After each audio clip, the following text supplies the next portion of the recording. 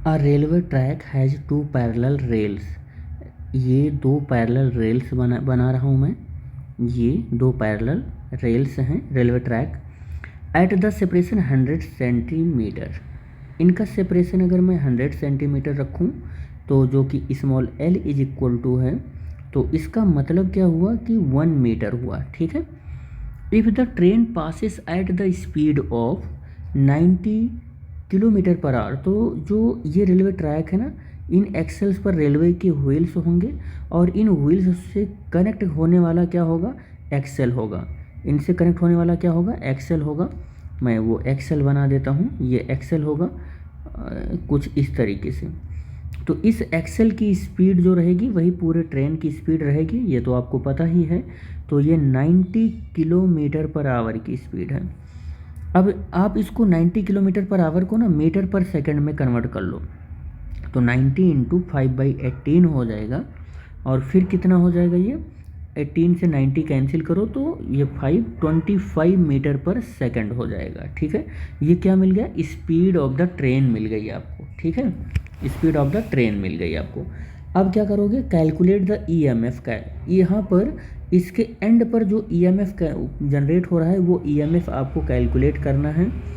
लेकिन कह रहा है आगे, क्या कह रहा है कि हॉरिजेंटल कंपोनेंट ऑफ द अर्थ का जो हॉरिजेंटल कंपोनेंट है उसको VH से लिख रहे हैं। एंड कह रहा है कि वो कितना है, horizontal component of the earth field is 0.5 gauss है। ठीक है। And the angle of dip 45 degree. तो यहाँ पर मैं ऐसे मान लेता हूँ कि ये कितना है, ये 45 डिग्री है। हॉरिजेंटल कंपोनेंट से ये कितना है, 45 डिग्री है। ठीक है। और ये B है और ये कितना है, B वर्टिकल है। ये कितना है, B वर्टिकल है। तो हॉरिजेंटल कंपोनेंट लिख लो आप, कितना है हॉरिजेंटल कंपोनेंट, ये है 0.5 गॉस। गॉस का मतलब 10⁻⁻⁴ से मल्टीप्लाई करोगे टेस्ला में कन्वर्ट हो जाएगा। तो अगर आप देखो कि ऐसे ट्रेन इसी डायरेक्शन में ऐसे जा रही है और हॉरिजेंटल कंपोनेंट ऐसे मैग्नेटिक फील्ड भी है, तो मैग्नेटिक फील्ड को तो ये कट करेगी नहीं। जब मैग्नेटिक फील्ड को कट नहीं करेगी तो कोई भी फ्लक्स या कोई भी इंड्यूस्ड ईएमएफ यहाँ पर जनरेट नहीं होगा end of the axle of the train पर। तो हमें क्या करना होगा, वर्टिकल कंपोनेंट, यानी कि यहाँ पर जो वर्टिकल कंपोनेंट होगा, चाहे ये स्क्रीन से परपेंडिकुलर आउटवर्ड हो, चाहे वो ये स्क्रीन से परपेंडिकुलर इनवर्ड हो, उसको कट करना पड़ेगा। यानी कि इस एंड पर जो इंड्यूस्ड ईएमएफ जनरेट होगा वो वर्टिकल कंपोनेंट की वजह से होगा, ना कि हॉरिजॉन्टल कंपोनेंट की वजह से होगा। तो ये वर्टिकल कंपोनेंट हमें कैलकुलेट करना पड़ेगा। अब इसको कैसे कैलकुलेट करोगे, तो आपको पता है tan 45।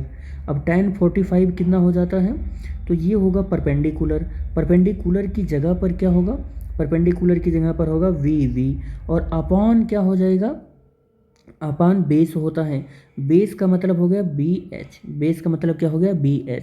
अब VV इज इक्वल टू क्या हो जाएगा, BH इंटू tan 45 डिग्री। ठीक है, ये फाई की वैल्यू गिवन है यहाँ पर, ये गिवन है। ठीक है।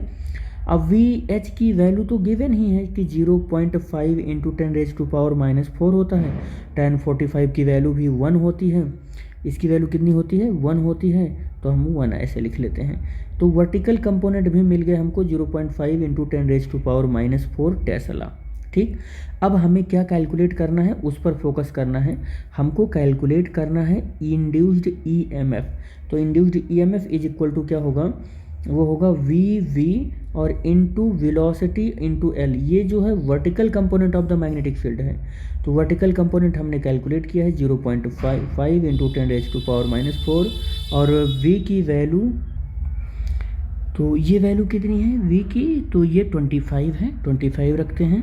और L की जो वैल्यू है वो 1 मीटर है, तो 1 रखेंगे। और 25 का 0.5 में मल्टीप्लाई होगा तो ये 12.5 हो जाएगा 10⁻⁻⁴। E is equal to 1.25 into 10⁻⁻³ volt लिख सकते हो, या 1.25 मिली वोल्ट भी आप लिख सकते हो इसके आंसर में।